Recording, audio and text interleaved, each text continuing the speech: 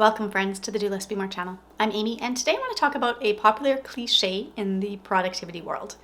Feel the fear and do it anyway. As someone who makes a living in the world of productivity by coaching people to take action to create their best lives, I recognize how much power there is to this phrase, and at the same time, because of the struggles that my clients have when they first come to me, I also recognize that it's so much easier said than done. Most people can agree. Feel the fear and do it anyways requires courage. And that's where I want to start off, because courage is my word of the year. So on the 1st of January, as I was exploring what courage meant, this feeling the fear and doing it anyways came up as a way of describing courage. It takes courage to move forward despite feeling afraid. Every day we're gifted opportunities to practice courage, whether it's expressing how you truly feel, not knowing how those feelings will be received, or stepping in front of a camera, or choosing to leave your cushy corporate job to become an entrepreneur, or speaking out against the majority, or asking for help when you're so used to being the helper. In all of these scenarios, fear tries to stop us from taking action, and often it can be pretty tough to access that courage when we're weighed down by fear. So, how do we feel the fear and do it anyway? As a coach, it's my job to work with the how, to guide clients into deeper self-awareness and clarity while giving them the tools and strategies they need to align with the person they desire to be. So if you desire to be someone who can feel the fear and still show up and do it anyway, then you need a strategy. So that's what I want to offer you today. I'm going to give you the Do Less Be More strategy for courage so that you can be someone who feels the fear and does it anyway. The first thing that we need to understand is what fear actually is. So fear is an emotion. Many of us view fear as a negative or bad emotional experience that we don't want to admit to having, or we hope we can avoid altogether. One thing I want to address is that all of our emotions are simply experiences. It is our mind that assigns meaning to the emotional experience, labeling it as either good or bad. One shift I want to encourage you to make is to look at all of your emotions as information. In The Presence Process by Michael Brown, emotions are referred to as messengers. I think this is a beautiful way to perceive and use emotions. So all of our emotions are messengers, fear included. So with this in mind, instead of fear being a negative experience that you want to avoid, what if you were able to get curious about it instead? Because if you were to get curious about fear, you would discover likely that it has a purpose. Fear keeps us safe by mobilizing us to cope with potential danger or the unknown. Fear arises out of uncertainty. So if there are unknowns, we need to bring some certainty to the situation in order to dispel the associated fear. When there is uncertainty, the mind sees a gap in knowing, and therefore it doesn't feel safe. What it needs is for that gap to be filled or closed. It needs answers.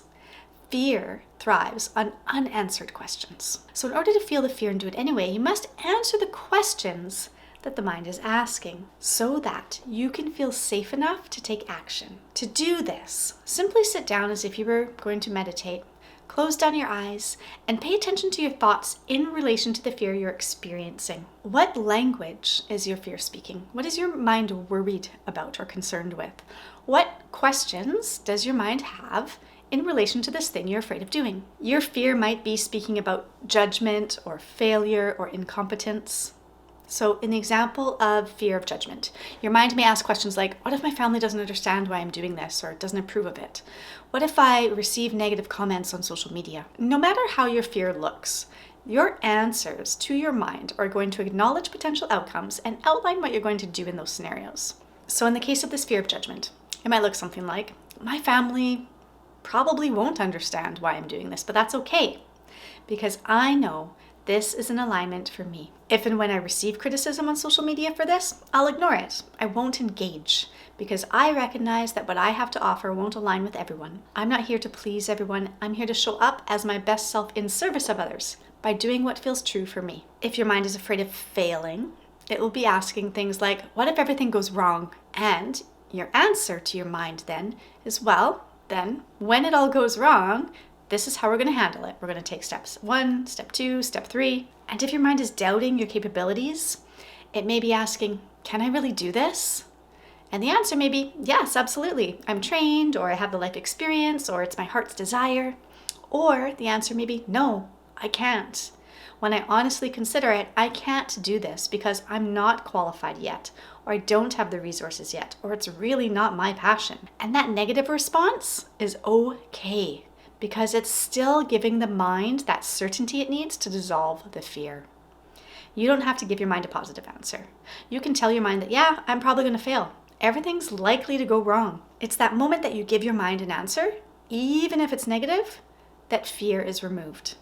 Because fear cannot coexist with certainty. It may have to deal with a different emotion that's not fun, like frustration or disappointment, but that is a different emotional experience than fear because of what you can do about it. Taking action isn't possible from the uncertainty of fear, but it is possible to take action from a place of certainty, even if that certainty feels sad. Your answer to these questions are what your mind needs to shift out of fear and into another emotion that includes certainty. For your fearful mind, any answer is better than not knowing. The point is, your mind needs an answer now. And remember that you can always change your answer at a later date. So one thing to note is that I don't know is not an acceptable answer for your fearful mind, because I don't know is uncertainty. So what about the I don't know? What about when you don't have all the answers? Or what about when the mind is not satisfied with the answers that you're providing? Or you don't have the time to come up with all the answers and then shift your thoughts around the fear? Then you need to get into the body. So when the answers won't do, you need to move away from the secondary consciousness, so the mind, and back into primary consciousness, the body. To do this, you'll close your eyes and feel where that fear resides in your body. Feel into the physical sensation of fear. Where is the fear showing up in my body, and how is it being expressed? Perhaps it's tightness in the chest, nausea in the stomach, tension in the neck and shoulders, cold tingling hands. Whatever it is, once you locate and describe the physical expression of the fear, then I want you to imagine that that physical sensation you're experiencing was actually caused by a really bad sunburn. Now, if those sensations in your body were the result of a sunburn, would you let that sunburn stop you? Would you let it stop you from taking action? There's no way, right? You'll accept the discomfort and the pain and the inconvenience, but you'll recognize that it has nothing to do with your goal, so you can be sunburnt and acknowledge the discomfort and still take action despite it. The discomfort doesn't equate to inaction. The two coexist because you're viewing them as separate experiences. The pain has nothing to do with your goals. So when you get a sunburn, you don't shut down the world, right? You don't abort mission. You don't stay in bed forever. You accept it and you take action anyway. And what's beautiful about this approach is that as soon as you take action, you begin to dissolve the fear, because you will be proving to your body that despite the discomfort it's currently in, you are safe and you can still make things happen. My question for you is this: what is your new pattern when you get a metaphorical sunburn? Remember that fear, that sunburn, has nothing to do with your goals. You're going to tend to it with some aloe, hydrate your skin, and maybe take some preventative measures like wearing a hat next time. And you're still going to take action on your goals, because the sunburn has nothing to do with what you want to achieve. You can acknowledge and feel that fear, the metaphorical sunburn, and you can give it some loving care and still do what you got to do.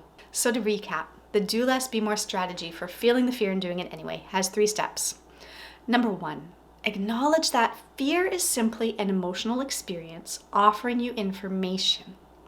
Fear thrives on uncertainty. So when you're feeling it, you can recognize that your mind needs answers in order to feel safe enough to take action. Number 2, answer the questions your mind is asking, even if the answers are negative. Fear cannot coexist with certainty, so tell your mind what will happen and what you will do when it does. Fill the knowledge gaps for your fearful mind so that you can move from the fear state into certainty, where action is possible. And number 3, when the mind isn't satisfied by the answers, connect to your body. Name the physical sensations and imagine they are a result of a sunburn. Will you let this metaphorical sunburn stop you from going after your goals? Thank you so much for watching. If you liked this video, please remember to give it a thumbs up, share it with your friends, and subscribe so you can be notified of future videos teaching you how to do less and be more.